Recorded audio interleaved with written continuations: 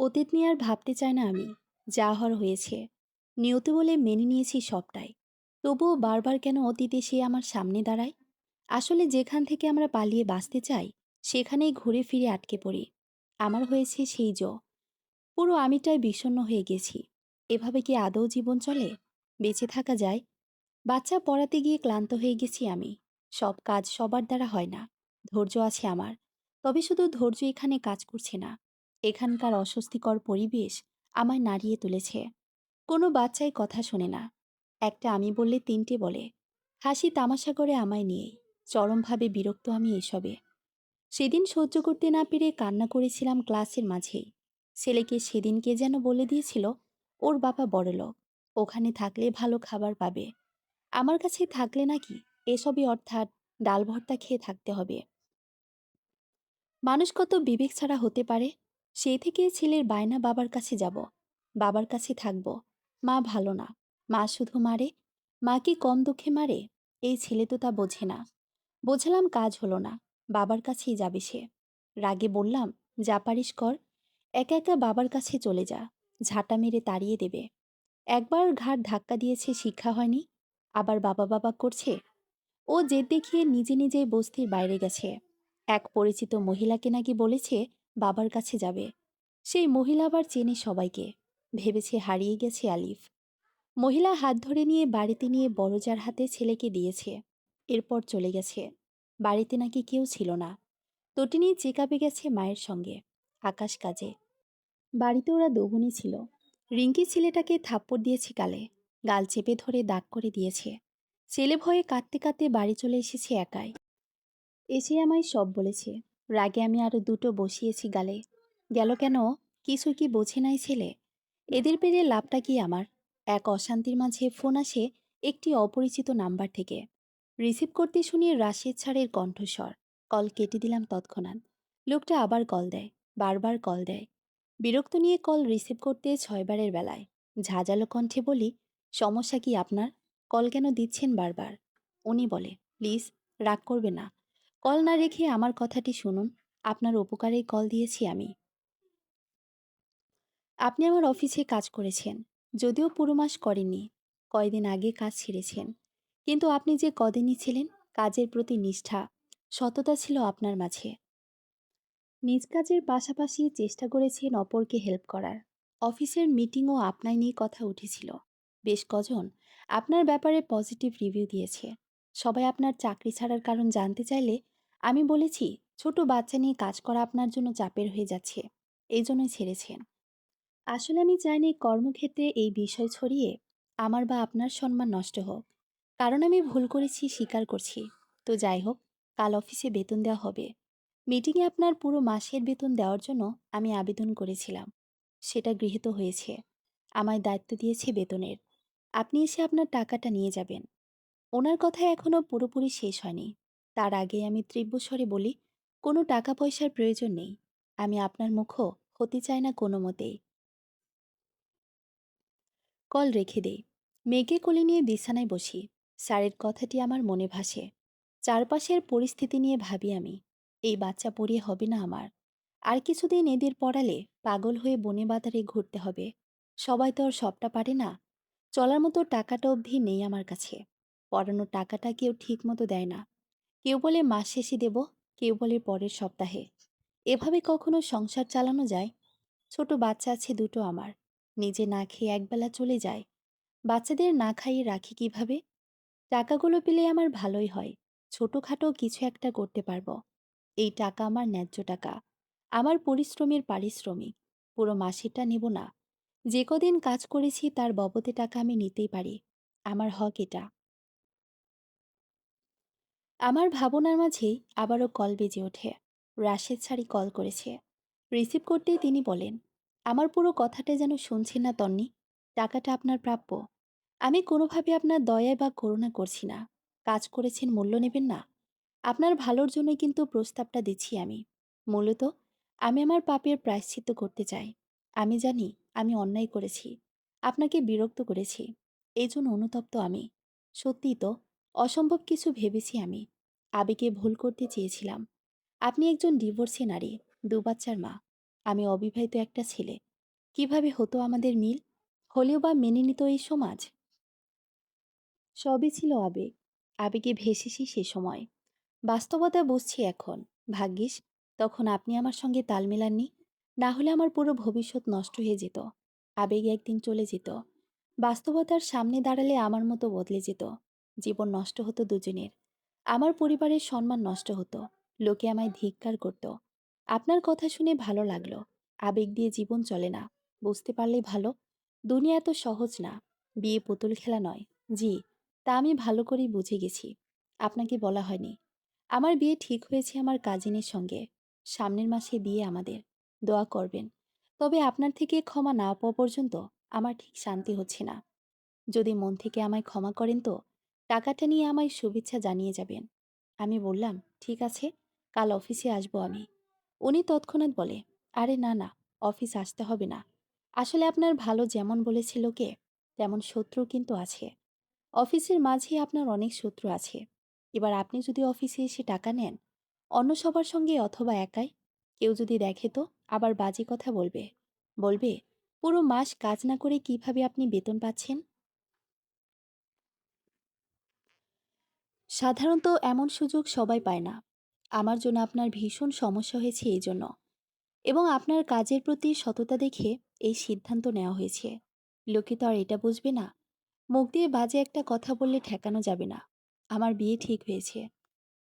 আমি চাই না এখন কোনো ঝামেলা হয়ে আমার ব্যক্তিগত জীবনে কোনো সমস্যা আসুক।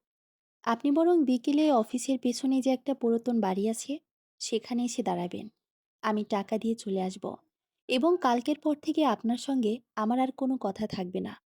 আমি এবার আমার নিজের জীবন গুছিয়ে নেব। একটু ভেবে রাজি হই আমি। কল রেখে নিশ্চিত মনে রাখতে বসি। মানসিকতা ভালো ছিল না আমার। ছেলের কাণ্ডে ভীষণ বিরক্ত। তাই আর কথা কাউকে বলিনি।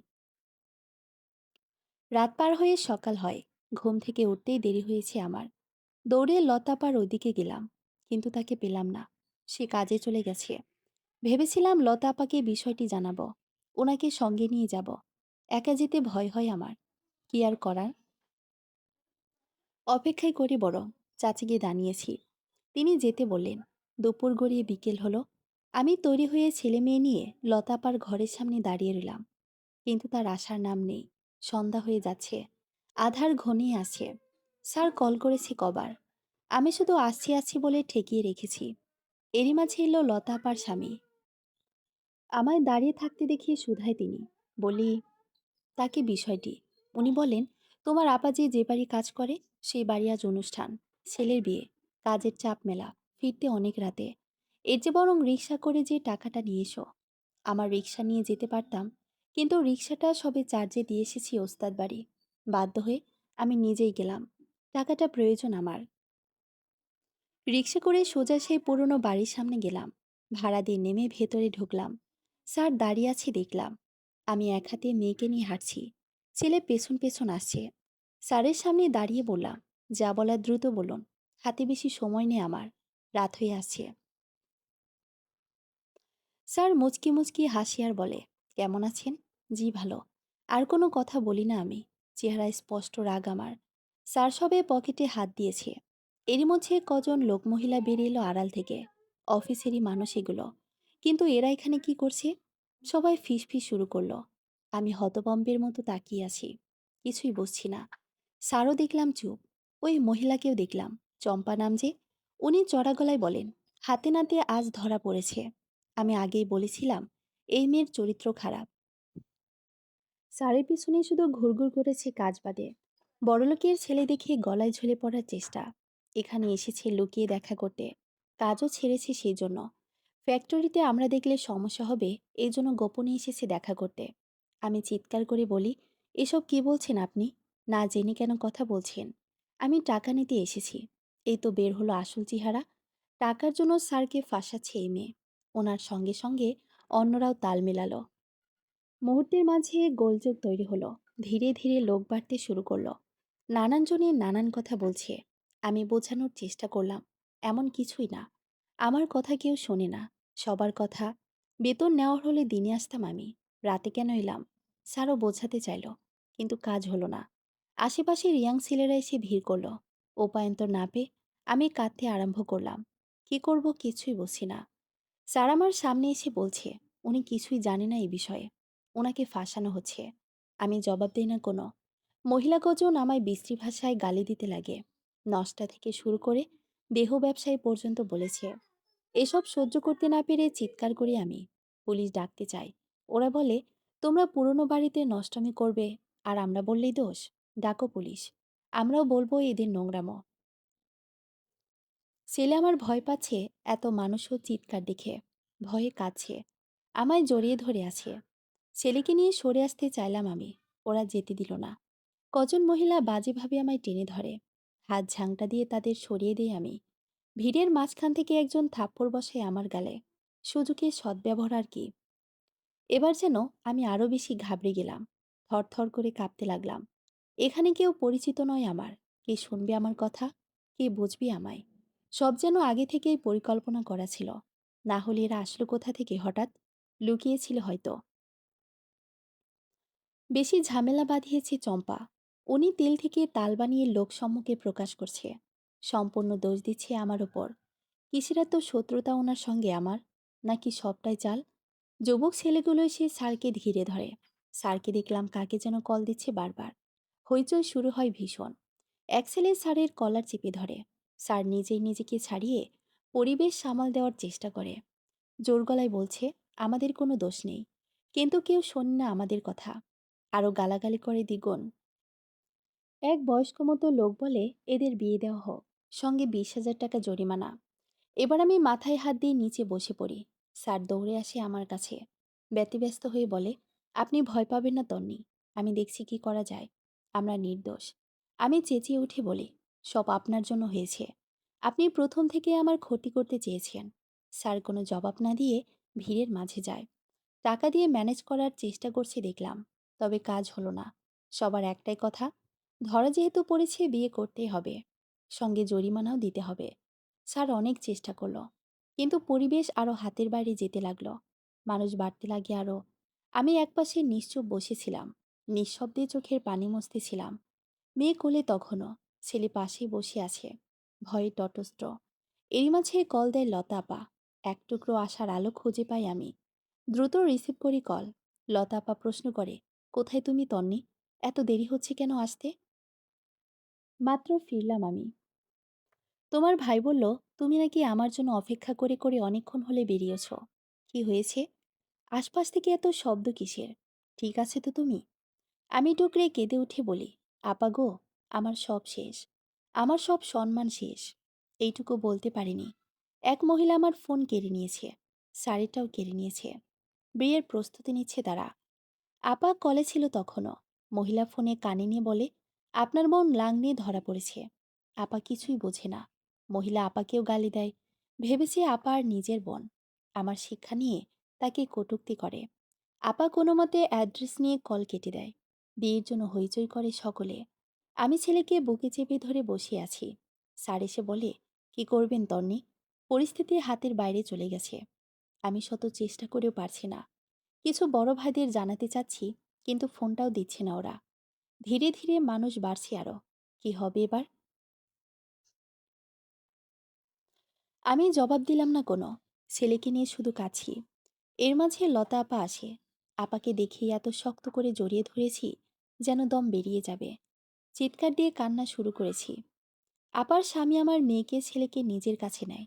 আপাকে দেখে যেন লোকেবার আরো শুরু করেছে চিৎকার।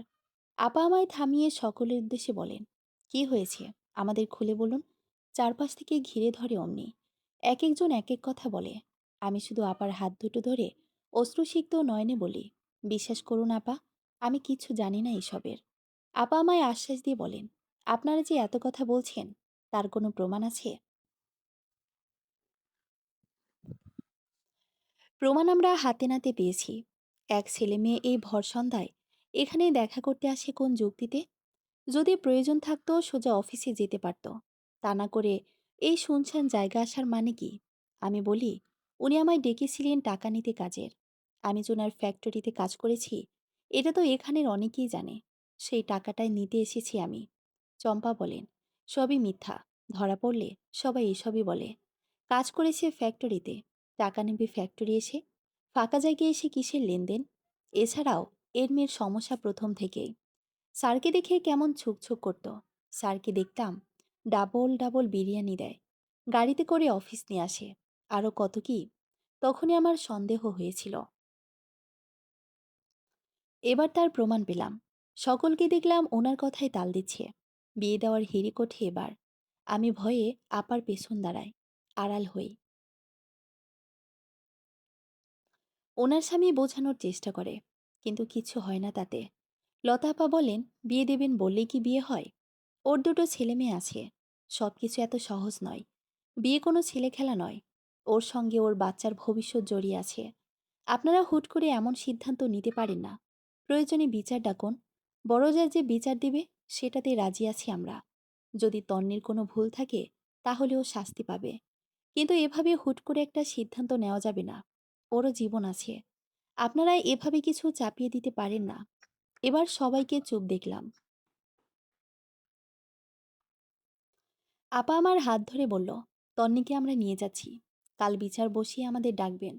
সঙ্গে উপযুক্ত প্রমাণ আনবেন। আপা আমায় নিয়ে বেরিয়ে এলো। স্যারও গাড়ি নিয়ে চলে গেল।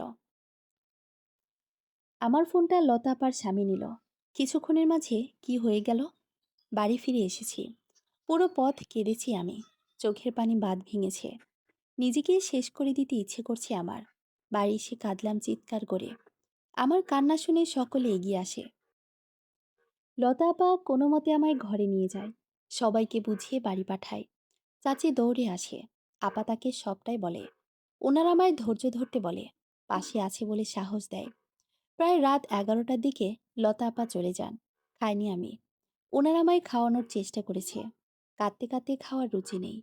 চাচি আমার ঘরেই থাকতে চায়। বসে থাকে পাশে। রাত যত বাড়তে লাগে গা কাঁপিয়ে জ্বর আসে। এত চাপ আর নিতে পারছি না আমি। শ্বাসকষ্ট শুরু হয়। জ্বর মাথায় উঠে চোখ লাল টকটকে হয়ে যায়। চাচি আমার বুকে পিঠে তেল মালিশ করে শান্ত করে। ঘরে বালতি ভর্তি পানি নিয়ে মাথার নিচে প্লাস্টিক কাগজ দিয়ে পানি ঢালে। কেমন যেন হয়ে যায় আমি। কোনো কথা বলতে পারছি না। চাচি পানি ঢালে মাথায়, গা হাত পা মুছে দেয়। অনেকক্ষণ পর স্বাভাবিক হই আমি। জ্বর একটু কমে আসে। ছেলেটা আমার পায়ে তেল ঘষছে আর কাছে। মেয়ে ঘুমিয়েছে। আমি চাচির হাত ধরে কেঁদে উঠি আবারও। ভাঙা গলায় বলি, চাচি, আমার সঙ্গে এটা কেন? আমি নির্দোষ, কিন্তু কলঙ্কিত হলাম। এই এতিমের দুঃখ কেউ বুঝল না চাচি।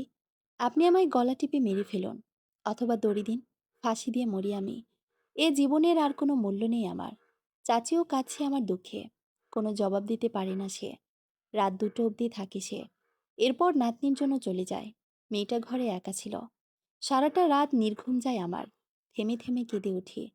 সারা শরীরে অজস্র যন্ত্রণা। মেয়েটা খাওয়ার জন্য কাঁদছে। আমার কোনো অনুভূতি নেই এতেও। ঝিম মেরে বসিয়ে থাকি। মেয়েটা কাঁদতে কাঁদতে আপনাতেই ঘুমিয়ে যায়। ধীরে ধীরে উঠে বসি। শীত করছে ভীষণ। অথচ তখন গরমকাল। বিছানা থেকে নামিয়ে আস্তে আস্তে পাটা মাটিতে ফেলতেই মনে হলো বরফে পা দিলাম। ঠান্ডা মাটি। মৃদু কেঁপে উঠি আমি। পা ফেলার শক্তি অবধি নেই। তবুও কোনো মতে এটা ওটা ধরে ধরে বাইরে আসি। দরজাটা চাপিয়ে দিয়ে খোলা আকাশের দিকে তাকাই। আজ আকাশে অজস্র তারার মেলা। বিরাট এক সূর্য দেখা যাচ্ছে। ওই আকাশের দিকে তাকায়। চোখে শত অভিযোগ। শান্ত গলায় বলি, পৃথিবী কত বড়, কত সুন্দর, রঙিন। কিন্তু আমার এই জীবনটা কেন এত বেরঙিন? এত দুঃখ দুর্দশা নিয়ে বাঁচা যায়? পৃথিবীর সব কষ্ট যেন আমায় এসে ধরে। সকল বিপদ যেন আমার চারপাশেই ঘোরে। শৈশব গিয়েছে দুঃখে দুঃখে। কিশোরও গেল তাই। বিয়ে হলো, সংসার হলো, সুখ হলো না। সুখ আসে জীবনে বাতাস হয়ে, লাগিয়ে, গায়ে লাগিয়ে চলে যায়। যে দুঃখ সেটা রয়ে যায়। দিন শেষে কখনোই স্থায়ী হয় না কিছু। মোট কথা, দুঃখ আমার চিরসঙ্গী। ইদানিং ভীষণ ক্লান্ত আমি। স্বার্থপর এই পৃথিবীতে মানুষ হয়ে জন্ম নিলাম কেন? জন্ম নিলেও কেন বড় ঘরে শিক্ষিত সুন্দরী হয়ে এলাম না? পাখি হয়ে কেন জন্ম নিলাম না আমি? ছোট্ট একটা পাখি হতাম, নীল আকাশে উড়ে বেড়াতাম। অথবা হতাম একটা সুন্দর প্রজাপতি, ফুলে ফুলে উড়ে বেড়াতাম। দুনিয়ার এই বিষাক্ত পরিবেশ আমায় ছুঁতে পারত না। আমি মুক্ত, স্বাধীন হয়ে থাকতাম। মন চাইলে দূরে কোথাও চলে যেতাম। কোনো পিছুটান থাকতো না। কোনো চিন্তা আমায় গ্রাস করতে পারত না। বসে পড়ি মাটিতে। দুহাতে মাটি মাখি, শুয়ে দেই। শুয়ে পড়ি খালি মাটিতে। সোজা হয়ে আকাশ পানে তাকায়। খোলা চুল আমার, চারপাশে ছিটিয়ে পড়েছে। মুচকি মুচকি হাসি আমি। চোখ বুজি, লম্বা শ্বাস নেই। বাতাসে মিষ্টি ফুলের সুঘ্রাণ ভেসে আসে, সম্ভবত রজনীগন্ধার ঘ্রাণ এটা। আচ্ছা, আমার কি মরে যাওয়া উচিত? বেঁচে থেকে কোনো লাভ নেই, জীবনের কোনো ছন্দ নেই। কোন আশায়, কোন লক্ষ্যে বাঁচবো আমি? মানুষের বেঁচে থাকার একটা ছন্দে থাকে। আমার ছন্দ হারিয়ে গেছে অতলে, গভীরে। উঠে বসি, হাঁটুতে মাথা মুড়ে শুয়ে থাকি। কত বিষাক্ত স্মৃতি ভাসে চোখে, কত অবহেলা, কত অনাচারে আমাকে ঘিরে। আচ্ছা, আমি চলে গেলে কি সব শান্ত হবে? পৃথিবী মুক্তি পাবে? হয়তো তাই। উঠে দাঁড়ায়, ধীরে ধীরে হেঁটে আম গাছের বাগানে যায়। অসংখ্য জোনাকি পোকা আমায় ঘিরে ধরে। একটা বড় গাছের সামনে দাঁড়ায়, মাথা উঁচিয়ে গাছটা দেখি সম্পূর্ণ। এই তো আমার শান্তি। আমি মুক্তির পথ আমার সামনে দাঁড়িয়ে আছে। একটা ডাল পায় নিচু, গা থেকে ওড়না খুলে সেই ডালে ছড়ে দেয়। চারপাশে তাকিয়ে একটা উঁচু মাটির ঢিবি পাই, সেখানে দাঁড়িয়ে ওড়নাটি প্রস্তুত করি। চোখ বন্ধ করে লম্বা শ্বাস নেই। যেই না গলায় দিতে যাব, অমনি ছেলের ডাক ভেসে আসে। ছেলে আম্মু আম্মু বলে কাঁদছে আর ডাকছে, এদিকেই আছে। দ্রুত ওড়না খুলে আমি বাড়ির দিকে দৌড় লাগাই। ছেলে আমায় জড়িয়ে ধরে বলে, কোথাও যেও না আম্মু, বাবা চলে গেছে, তুমি যেও না। আমি ভয় পাই, মায়া হয় বড্ড। এ কি করতে যাচ্ছিলাম আমি? বাচ্চা দুটোর কথা একবারও ভাবলাম না। আমার কিছু হলে ওদের কি হবে? আমিও না আকাশের মতো স্বার্থপর হয়ে যাচ্ছিলাম। নিজের চিন্তা করছিলাম শুধু। ঘরে ফিরে আসি ছেলেকে নিয়ে, শুয়ে পড়ি বিছানায়। প্রচণ্ড ক্লান্ত থাকায় চোখটা লেগে আসে। স্বপ্নে দেখি এক ফুলের বাগানে বসে আছি আমি। পরনে কি সুন্দর পোশাক, চারপাশে কত পাখি, প্রজাপতি ও ফড়িং। আমি হাসছি মনের আনন্দে। সবকিছু নতুন লাগছে। আকাশ থেকে ফুলের বৃষ্টি হচ্ছে, আমি ঘুরছি। পরদিন সকালের কথা। লতা বেশে দরজায় কড়া নাড়ে। আমি সবে বিছানা থেকে নামছি তখন। দ্রুতই দরজা খুলি। আপা হন্তদন্ত হয়ে ভেতরে প্রবেশ করে বলে, খবর পেয়েছি বেলা 11টায় বিচার বসছে অফিস মাঠে। আমি আজ কাজে যাব না। যে বাড়ি কাজ করি ও বাড়ির আপার ছেলের উকিল। ওনার সঙ্গে তোমার বিষয় নিয়ে কথা বলতে যাচ্ছি। যদি কোনো সাহায্য পাই, তুমি ফোন কাছে রেখো। কল দিলে কথা বলবে। যা হয়েছে সব খুলে বলবে তাকে। আমি জি বলে বাইরে আসি। আপা চলে গেলেন। রান্না করতে হবে কিন্তু হাত উঠছে না আমার। চাচি আমার অবস্থা দেখে নিজের ঘর থেকে ভাত এনে ছেলেকে খাইয়ে আমায় দিয়ে কিছুটা। খেতে চাইলাম না, জোর করলেন চাচি। সবে জ্বর থেকে উঠেছি, এইটুকু না খেলে শক্তি পাবো না। বাধ্য হয়ে খেলাম। বেলা 10টা নাগাদ কল এলো আমার ফোনে। দৌড়ে ঘরে গিয়ে নাম্বারটা না দেখে রিসিভ করি কল। কণ্ঠ শুনে বুঝিয়ে রাশেদ ছাড়। তিনি বলেন, আপনি ঠিক আছেন তো তন্নি? কোনো চিন্তা করবেন না, আমি আপনার পাশে আছি। আমি আপনার পক্ষে কথা বলবো। আপনার কোনো ভয় নেই। ওনার কথাগুলো শুনেই কল কেটে দিই আমি। রাগে গা জ্বলে আমার। লতা আবার কল করে না। তিনি আসেন 11টা বাজার মিনিট 10 আগে। বলল, যার কাছে গিয়েছিলাম তাকে পাইনি, ফোনে কথা বলে এসেছি। চলো, আমরা বিচারে যাই, যা হবে দেখা যাবে। আমার ভয় হচ্ছিল ভীষণ। আপা সাহস দেয়, ছেলেকে রেখে যায় চাচির কাছে, মেয়েকেও রাখি তার কাছে। উনিও যেতে চেয়েছিল, বয়স্ক মানুষ, যে লাভ কি, তাই আর নেইনি। রিকশাতে বসি। আমি ভীষণ ঘামছিলাম। আপা সাহস দেয় প্রচুর। আমি আপাকে বলি, আপা, আমার মনে হচ্ছে এখানে কোনো ষড়যন্ত্র আছে। না হলে আমি যে ওখানে যাচ্ছি, ওরা জানলো কি করে? একটু বুঝে শুনে কথা বলতে হবে আমাদের। মনে সাহস রাখো তন্নি, যা বলবে সরাসরি বলবে। ঘাবড়ে গেলে চলবে না, শক্ত থাকতে হবে তোমায়। ওখানে গিয়ে পৌঁছে দেখি অনেক মানুষের ভিড়। আমি ওড়না দিয়ে মুখ পেঁচিয়ে নিয়ে নিচে নামি। আমায় দেখা মাত্রই শুরু হলো গুঞ্জন। আপা সরাসরি আমার হাত ধরে সকলের মাঝে নিয়ে গেল। অনেকেই আছে দেখলাম। রাশেদ ছাড় এক কোণে দাঁড়িয়ে আছে। বিচার কার্যক্রম শুরু হলো। একে একে সবাই আমার বিপক্ষে সাক্ষী দিচ্ছে। সব দোষ যেন আমার। স্যারের নামে তেমন কোনো কথাই উঠছে না। এবার আমাদের প্রশ্ন করা হলো। যা ঘটেছে সবটা বর্ণনা দিলাম আমি। প্রত্যেকে আমার কথার প্রতিদ্বন্দ্বিতা করলো। আমি নাকি সব মিথ্যা বলছি। লতাপার বলেন, ও সত্য কথাই বলছে। ওর কথার কাজ পরিষ্কার। কিন্তু এখানে যা ঘটেছে তা পরিষ্কার নয়। সম্পর্ক থাকলেও স্যার আর তন্নির মাঝে ছিল। ওরা এখানে দেখা করতে এলেও বাকিরা জেনেছে কি করে? খবর পেল কোথা থেকে? তন্নি নিশ্চয়ই পাড়ায় পাড়ায় রুটি আসবে না নিজের দুর্নাম। অর্থাৎ যা হয়েছে রাশেদ স্যারের ওখান থেকে হয়েছে। স্যারকে প্রশ্ন করা হয় এবার। উনি মিনমিনি স্বরে বলে, আমি ফোনে কথা বলেছিলাম অফিসেই। হয়তো তখনই কেউ শুনে পিছু নিয়েছিল। এটা সম্ভব? অফিসের বস কোথায় কথা বলবে, কার সঙ্গে দেখা করবে, সেসব কর্মচারী নজরে রাখবে, পিছু নিয়েও চলে আসবে। এতই সস্তা সব কিছু। স্যারকে দেখলাম এবার চুপ। উপস্থিত সকলে এবার স্যারের মুখ পানে উত্তরের আশায় তাকিয়ে আছে। স্যারকে সবাই মিলে চেপে ধরতেই তিনি বলেন এক জঘন্যতম কথা। আমার পায়ের নিচ থেকে মাটি সরে যায় যেন। উনি বলেন, আসলে আমায় তন্নি আসতে বলেছিল। তন্নির সঙ্গে আমার সম্পর্ক ছিল। কাল আমরা পালিয়ে বিয়ে করার কথা ছিল। তাই তন্নি ওর বাচ্চা সহ এসেছিল দেখা করতে।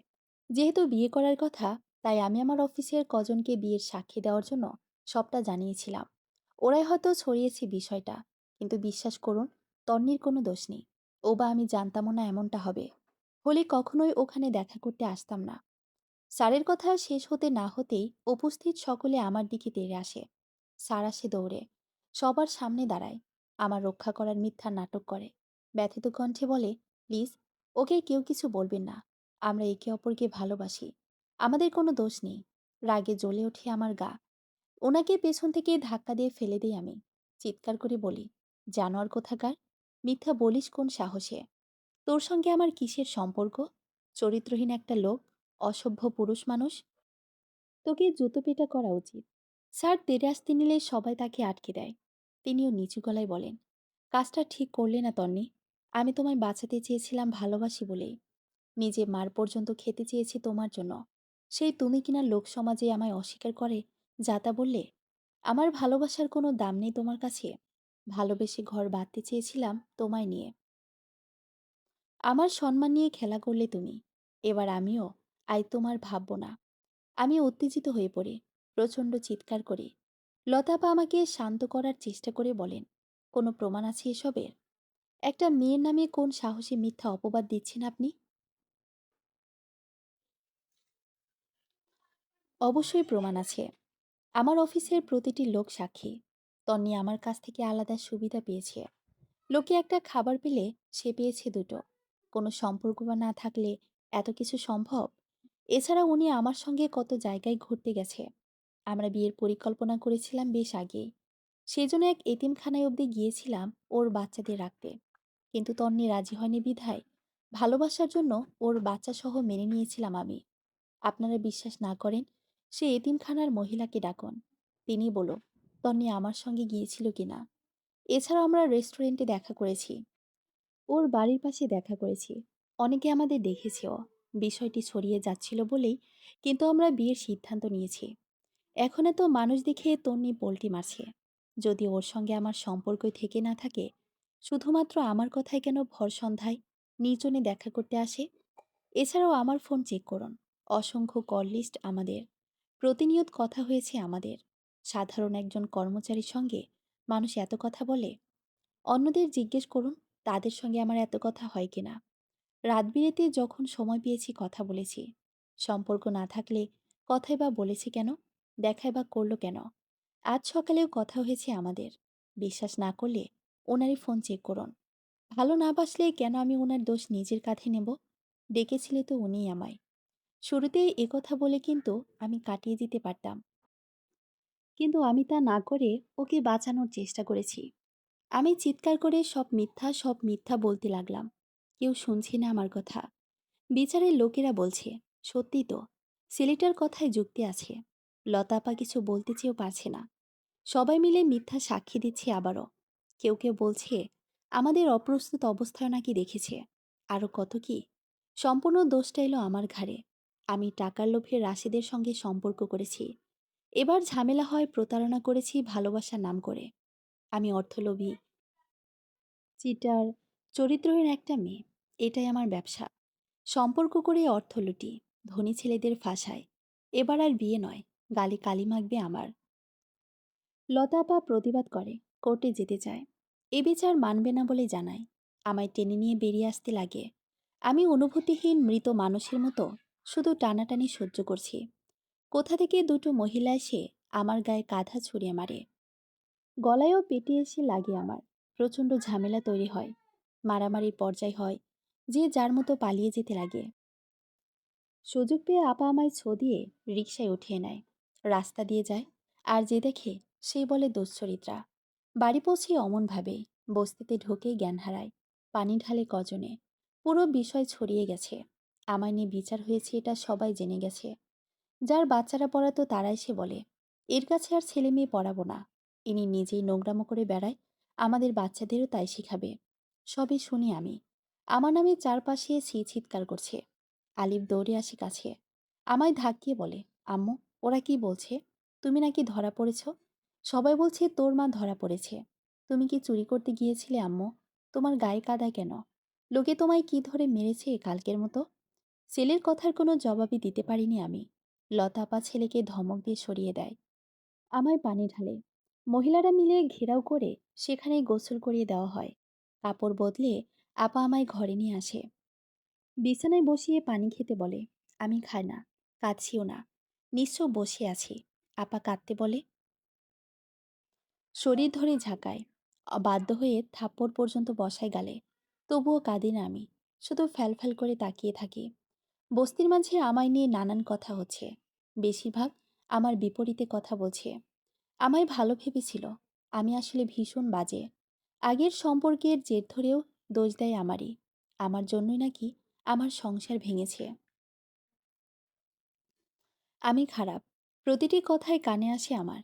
ঘরের সামনে দিয়ে বলছে এসব, কানে তো আসবেই। প্রতিবাদ করি না আমি।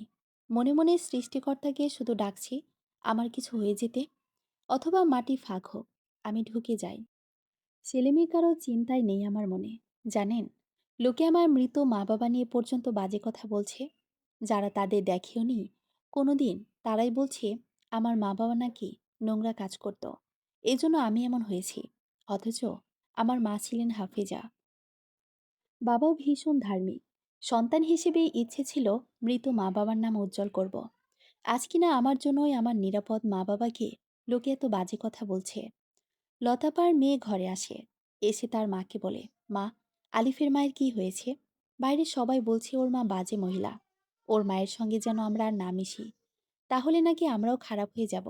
উনি কি করেছে মা? খারাপ কেন হলো? আমি মেয়েটাকে কাছে টেনে মাথায় হাত বুলিয়ে দিয়ে বলি, আসলে আমি ভীষণ বাজে মা, তোমরা আমার থেকে দূরে দূরে থাকবে। কেমন? আপা বলেন, তুমিও না বাচ্চা হলে তন্নি, বাচ্চাদের কথায় কান দিতে আছে। আপা তার মেয়েকেও ধমক দিয়ে সরিয়ে দেয়। আমি বলি, কজনকে থামাবেন আপা? কজনকে ধমকাবেন? চামড়ার মুখ ঠেকানো যায় না আপা। সে তোমার ভাবতে হবে না। এক গ্লাস পানি খাও, পানি খেলে মাথা ঠান্ডা থাকে। আমার হাতে গ্লাস ধরিয়ে দেয় তিনি, কাচের গ্লাস। আমি হাতে ঘুরিয়ে ঘুরিয়ে দেখি আমি। গ্লাসে নিজের মুখ দেখা যায়, কেমন বিশ্রী একটা চেহারা। ঘৃণা লাগে আমার। পানির গ্লাসটা চেপে ধরে নিজের মাথাতেই আঘাত করি। আমার এমন কাণ্ডে সবাই হতভম্ব। কেউ আশা করেনি এমনটা। গ্লাস ফেটে যায়, কাঁচ ছড়িয়ে পড়ে। আমি আবারও সেটা দিয়ে মাথায় আঘাত করতে নিলে আপা আর চাচি ও একজন মহিলা মিলে আটকে দেয়। এবার আঘাত করলে কাঁচ বিঁধে পড়তো মাথায়। হয়তো আর বাঁচতাম না, এটাই আমি চাই। শব্দে মেয়ে আমার ছেলে কি কান্না ভয়ে? লতাপা গ্লাস কেড়ে নিয়ে ফেলে দেয় বাইরে। মাথা ঝেড়ে দেয়। দুই জায়গায় কেটে গেছে। রক্ত গড়িয়ে পড়ছে চুলের ভেতর দিয়ে। চাচি দ্রুতই মলম এনে লাগিয়ে দেয়। কিন্তু আমি কোনো ব্যথাই পাচ্ছি না। আঘাতটাকে অনুভব করতে পারছি না। আপা বোঝায়, ছেলে মেয়ে আছে, ওরা ভয় পাচ্ছে। পাগলামো করো না, ধৈর্য ধরো। ধৈর্যের কথা শুনে হাসি আমি। এই মুহূর্তে এই কথাটা ভীষণ হাস্যকর লাগছে আমার কাছে। এরই মাঝে এলো বেশ কিছু লোক ও মহিলা, সঙ্গে অফিসের অনেকে। প্রচণ্ড চেঁচামেচির শব্দ। বস্তির লোক সব জড়ো হয়েছে। বস্তির মাঝে সবাই আমার বিরোধিতা করতে এসেছে। আমায় এই এলাকা ছাড়া করতে এসেছে। লতাপা আমায় ও চাচিকে ভেতরে বসিয়ে রেখে বাইরে আসে। সবাই মিছিল করছে রীতিমতো। আমায় তারা সরিয়ে ছাড়বে। আমি সমাজের কীট। এখানে থাকলে আরও ছেলের জীবন নষ্ট করব। স্যার নাকি আমার জন্য মরতে গেছে। লতাপা বলেন, তন্নি কি মরতে বলেছিল আপনাদের স্যারকে? সবাই বলে, ওর জন্যই তো এমন হলো। ও প্রতারণা না করলে বেচারা এমন ভয়ঙ্কর সিদ্ধান্ত নিত না। স্যার নাকি হাসপাতালে ভর্তি। আপা বলেন, তনি আর ওখানে যাবে না, ওনার আশেপাশেও যাবে না। ওরা বলে, তা হবে না, ওই মেয়েকে এই এলাকা ছাড়া করতে হবে। আজ একটা ছেলে জীবন নিয়ে খেলেছে, কাল আরেকজনের সঙ্গে এমন করবে। ওকে এলাকা ছাড়া করলে একটা উপযুক্ত শিক্ষা পাবে, সারা জীবন মনে রাখবে। আপা বলেন, এভাবে বললেই হয় নাকি? এটা আমাদের বস্তি, আমরা ওকে রাখবো। তখন হলো আরেক ঝামেলা। বস্তিটা যেহেতু একটা এলাকার মাঝেই, তাই এলাকার সকল ব্যক্তিবর্গ বলল, যদি তন্নিকে এখান থেকে না সরানো হয়, আমরা বস্তি উৎখাত করব। প্রয়োজনে পুলিশ সহ গুন্ডা লেলিয়ে দেব এবার। এবার দেখলাম ভয়ে পিছিয়ে গেল সকলেই। টাকাওয়ালা মানুষেরা, বস্তির গরিব মানুষেরা এদের সঙ্গে পারবে না। সঙ্গে কম শিক্ষিত দিনে এনে খাওয়া মানুষেরা ঝামেলা বোঝে না। তবুও কজনকে দেখলাম আইনের সহায়তা নেওয়ার কথা বলল। অমনি এক লোক তাদের ডেকে বলছে, পরের জন্য বেশি ঝামেলা করতে যেও না। এমন কাদায় ফেলবো যে উঠতে পারবে না, কেস করবে, লড়বে। টাকা আছে? উকিল খরচ তোমার আছে নাকি? তোমাদের তন্নের আছে? পুঁটি মাছ তোমরা। শুধু শুধু বল মাছের চোখে ধরা পড়ে লাভ আছে?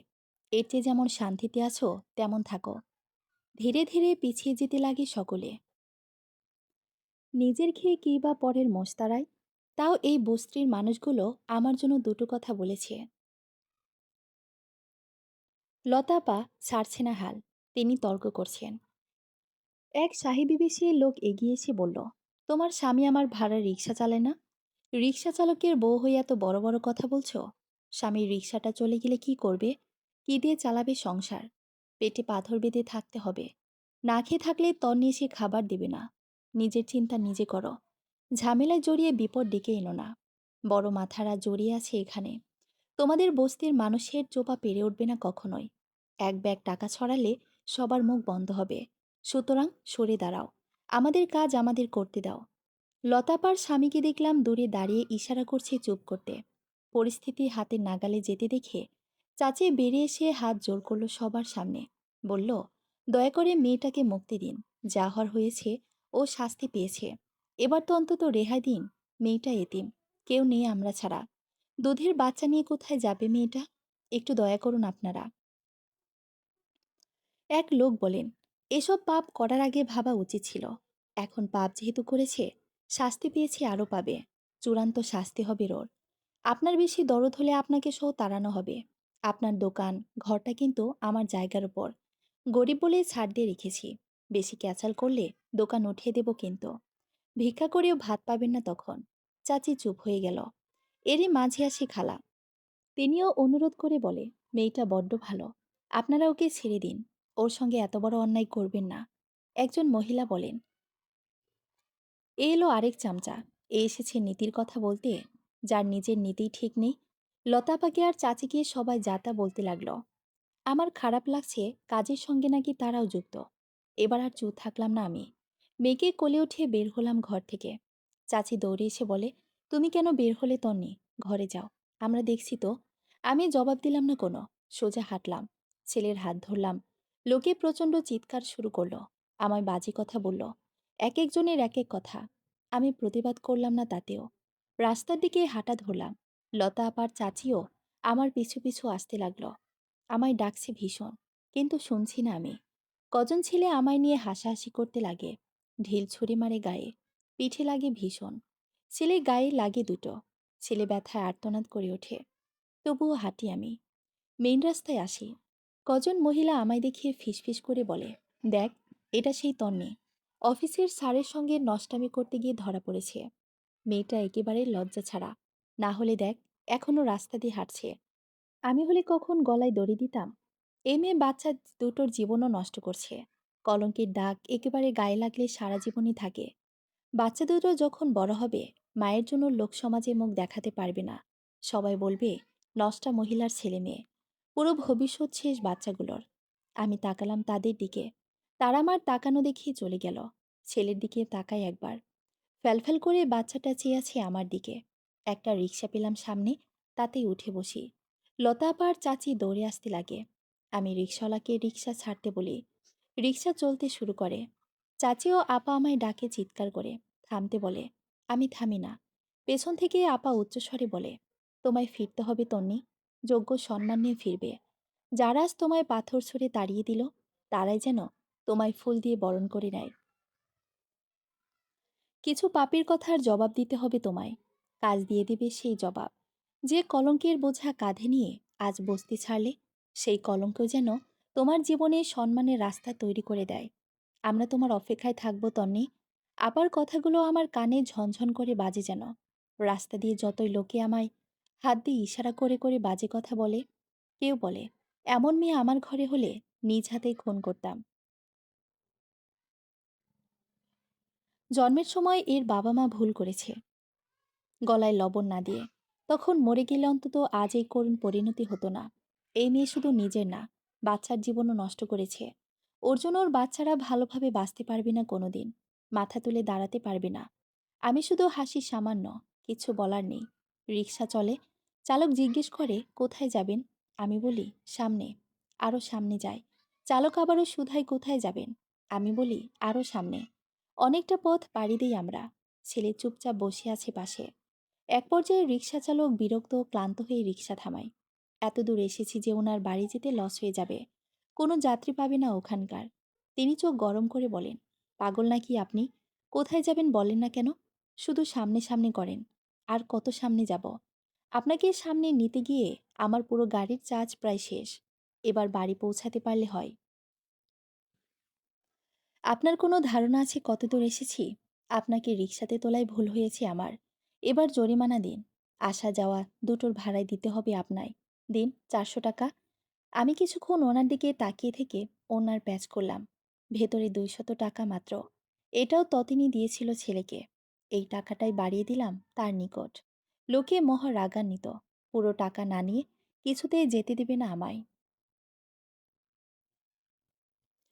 বাধ্য হয়ে নিজের ফোনটা বের করলাম। সিমটা খুলে ছুঁড়ে পুকুরে ফেলে দিয়ে ফোনটা তাকে দিই। তিনি এপিট ওপিট করে বলেন, ভালো ফোনে দেখছি, বিক্রি করলে 4-500 হয়ে যাবে। ঠিক আছে, এবার আপনি যান। উনি মনের সুখে গান গাইতে গাইতে চলে যায়। আমি তার যাওয়ার পানে তাকিয়ে তপ্ত শ্বাস ফেলি। স্বার্থ ছাড়া এই দুনিয়ায় কেউ চলে না। ছেলের হাত ধরে হাঁটা ধরে অনেকটা হাঁটি। ছেলে পায়ের ব্যথায় ঝুঁকে ঝুঁকে হাঁটছে। বারবার প্রশ্ন করছে, কোথায় যাচ্ছি, কেন যাচ্ছি। সন্ধ্যা হয়ে আসে প্রায়। মেয়েটাও কাছে। আমার চোখ ভারী হয়ে আসছে ধীরে ধীরে। মৃত্যু যেন অতি নিকটে। কিন্তু না, দায়িত্ব পালন না করে মরব না আমি। আরও হাঁটলাম। এক পর্যায়ে ছেলেকে টেনে টেনে নিয়ে হাঁটলাম। পায়ে ফোসকা পড়ে গেছে মা ছেলে দুজনেরই। এর মাঝে আমার খালি পা। অদূরে একটা অনাথ আশ্রম আর এতিমখানা দেখলাম। মুখে কিঞ্চিত হাসি ফুটে আমার। পা চালিয়ে সেদিকে গেলাম। ছেলেকে বললাম, দ্রুত হাঁটো, বাড়ি পেয়েছি। আশায় আশায় ছেলেও যথাসাধ্য জোরে হাঁটে। ওখানে প্রবেশ করি আমি। খুবই শুনশান। মাত্র কজন মানুষ বসে আছে। বড় ছোট ছেলে মেয়েরা খাচ্ছে পড়ছে। আমার ছেলে ক্লান্ত হয়ে মেঝেতে বসে পড়ে। আমায় দেখে এক মহিলা এগিয়ে আসে। পরিচয় দিয়ে বলে, আমি পারভিন। এই এতিমখানার সরকারি পদে আছি। আপনাদের কিভাবে সাহায্য করতে পারি? আমার দুটো ছেলে মেয়ে আছে। আপনাদের এখানে রাখবেন? আমার না কোনো যাওয়ার জায়গা নেই। আপনারা নিয়ে নিন ওদের। আমি চলে যাব। কোনো দাবি নিয়ে আসবো না। ওরা এতিম। মহিলাটি হয়তো একটু অবাকই হলো আমার কথায়। বলল, আপনি তো বেঁচেই আছেন। তাহলে ওরা কিভাবে এতিম হয়? আর বাবা কোথায় ওদের? ওদের বাবা বিয়ে করেছে ওদের ঠকিয়ে। বাবা থেকেও নেই। আমিও থাকবো না। আপনি ওদের রাখলে আমি নিশ্চিন্তে চোখ বুজব। আমি এই দায়িত্ব পালনের জন্য বেঁচে আছি। ওদের কারো গায়ে তুলে দিয়ে আত্মহত্যা করব আমি। আমি ভীষণ ক্লান্ত। আমি এবার মুক্তি চাই। মহিলাটি বিস্ময়ে চোখ দুটো বড় বড় করে করলেন। আমি মেয়েকে কোনো মতে তার হাতে তুলে বাইরে ছুট লাগালাম।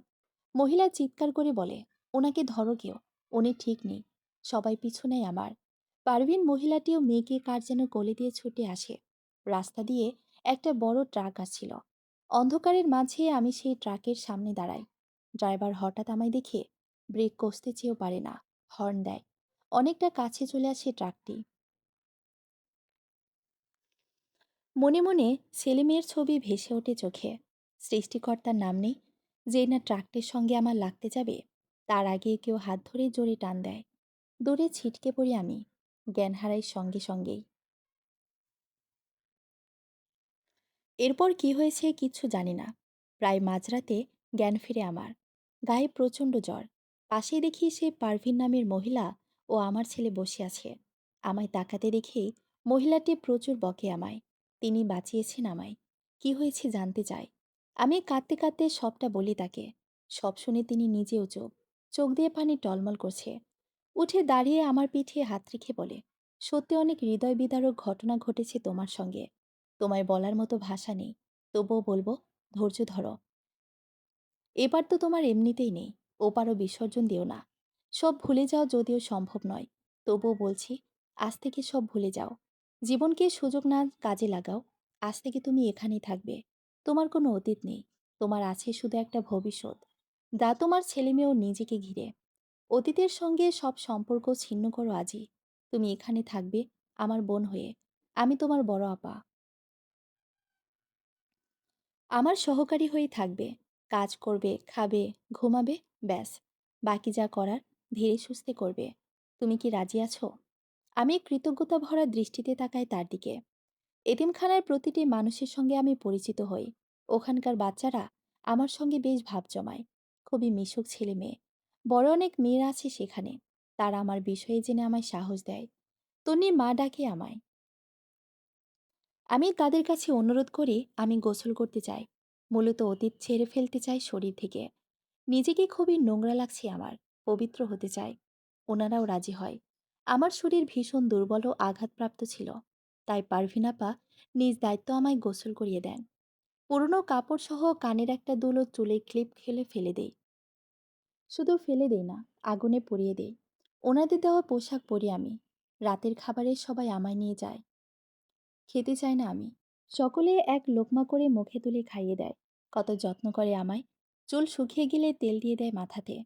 বেনি করে দেয়, মাথায় হাত বুলিয়ে দেয়। ছোট বাচ্চার মতো যত্ন করে ঘুম পাড়িয়ে দেয়। আমার ছেলেকেও ভীষণ যত্ন করে ওরা। মনে ভরসা পায় এবার হয়তো সত্যি আমার জীবনের নতুন মোড় আসবে। গভীর ঘুমে আচ্ছন্ন আমি। মাথার ওপর ফ্যান ঘুরছে। হঠাৎই ঘুম ভেঙে হুড়মুড়িয়ে উঠি। সামনে দেখি পারভিন আপা বসে আছেন। আমায় উঠতে দেখে মুচকি হেসে বলেন, ঘুম ভেঙেছে? বেলা হয়েছে অনেক। খেয়ে নাও, চলো ফ্রেশ হও। তোমার ছেলেকে খাইয়ে দিয়েছি। বাচ্চাদের সঙ্গে খেলছে সে। মেয়ে আমাদের এখানকার মেয়েদের কাছে। ওরা কোলে নিয়ে ওদের রুমে গেছে। তুমি খেয়ে মেয়েকে নিও। উঠলাম বিছানা ছেড়ে। হাত মুখ ধুয়ে খাবার খেলাম। পারভিন আপা আমায় নিয়ে বাইরে এলো। এতিমখানা ঘুরে ফিরে দেখতে লাগলাম। প্রতিটি ঘর ভীষণ সুন্দর ও সাজানো। বড় বড় করে ছোট ছোট করে বিছানা পাতা। প্রতিটি ঘরে বেশ কজন মেয়েরা থাকে। এখানে বেশ কিছু শিফট করা। যেমন ছেলেদের ক্ষেত্রে ছোট ছেলেরা এখানে থাকে।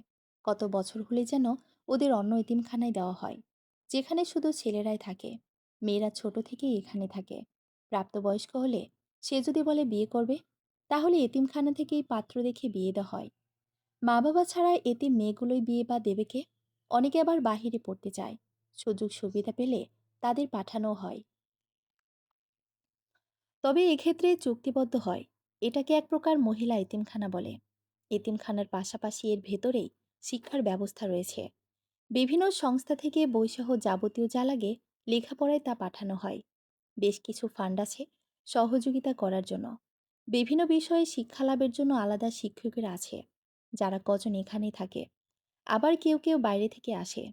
যারা এখানে থাকে মাস শেষে বেতন থেকে নির্দিষ্ট কিছু অর্থ খাওয়া ও থাকা বাবদ দিয়ে থাকেন। এখানে মুসলিম হিন্দু দুই ধর্মের মানুষই আছে। ভীষণ মিশুক তারা। দেখে মনে হয় একটা পরিবার। কম বেশি সবার সঙ্গে পরিচিত হই আমি। এতিমখানার বাইরের দিকটাও ঘুরে দেখি। পরিবেশ ভালো। কথাবার্তা, চালচলন থেকে শুরু করে আচার ব্যবহার ভীষণ মার্জিত। পারভিন আপা মানুষটা অমায়িক। তার বিষয়ে না বললেই নয়। সবসময় একটা মার্জিত বেশি থাকেন তিনি। ওপর পদে হয়ে সবার সঙ্গে কি সুন্দর ভাব। ছেলেমেয়েদের নিজের সন্তানের মতো দেখেন। আমার ছেলেকে ওখানে ভর্তি নেন তিনি। ওনার একার ওপর বেশি দায়িত্ব ছিল বিদায় আমায় কাজে নিয়েছিলেন তিনি সহকারী হিসেবে। সম্পূর্ণ নিজ দায়িত্বে আমায় কাজে রেখেছেন। অর্থাৎ আমার কোনো দায়ভার এতিমখানার ম্যানেজিং কমিটি পালন করবে না। আমার বেতন থেকে শুরু করে যাবতীয় সব তিনিই দেখবেন। প্রথম দিন এসে ভীষণ ভালো লাগে আমার। পারভিন আপা নিজের সব কাজ আমায় বুঝিয়ে দেন। তেমন কিছুই না, শুধু তার সঙ্গ দেওয়া, এটা সেটা এগিয়ে দেওয়া ও সৎ পরামর্শ দেওয়া। আমি বেশ আগ্রহ নিয়ে সেদিন থেকেই কাজে নেমে পড়ি। ছোট বড় কোনো কাজই বাছি না। নিজের ঘর, নিজের মানুষ মনে করে সবটাই করি। পারভিন আপার কাজটুকু করে দিয়ে এটা সেটা করতাম। কখনো সাফাই সাহায্য করি, কখনো বা রান্নায়। আপা আমায় নিষেধ করে এসব না করতে। প্রতিটি কাজের জন্য আলাদা লোক ছিল। তবু আমি করতাম। ভালো লাগতো। বলতাম, কাজে কোনো ছোট বড় নেই। চোখের সামনে যা দেখব, উতরে দেব। এভাবে ওখানকার প্রতিটি মানুষের প্রিয় হয়ে উঠি আমি। তন্নি অন্তপ্রাণ বলতে পারেন। যে কোনো কাজে আমায় ডাকে তারা। খুশি মনে আমিও সাহায্য করে যাই সাধ্যমতো। পারভিন আপার কাজের চাপ কমিয়ে দিয়েছিলাম অনেকটা। উনি শ্বাসকষ্টের রোগী ছিলেন। বেশি চাপ অথবা বেশি হাঁটাহাঁটি করলে শ্বাসকষ্ট বেড়ে যেত। আমি ধীরে ধীরে তার সঙ্গে থেকে থেকে তার সকল কাজই বুঝিয়ে নিয়েছিলাম অল্প সময়ের মধ্যে। বাহিরে কাজগুলো আমি করে দিতাম বেশি। সবার বেতনের পরিমাণ নির্ধারণ, তা বুঝিয়ে দেওয়া, চেক আনা, নতুন কেউ এলে ফর্মালিটি পূরণ করা, এসবই করে দিতাম। আপার ভরসাস্থল জিততে পেরেছিলাম আমি। দিন এমনও গেছে, আপা অসুস্থ হয়ে বিছানায় থাকলে ওনার বদলে মিটিং আমি অ্যাটেন্ড করেছি আপার সহকারী হিসেবে। স্বল্প শিক্ষিত হয়েও বড় বড় লোকের সঙ্গে বসার সুযোগ পেয়েছি, সবই আপার দৌলতে। আমায় নিজ হাতে গড়েছেন তিনি। শেখার প্রতি আমার চাহিদা দেখে উনিও সাহায্য করেছেন।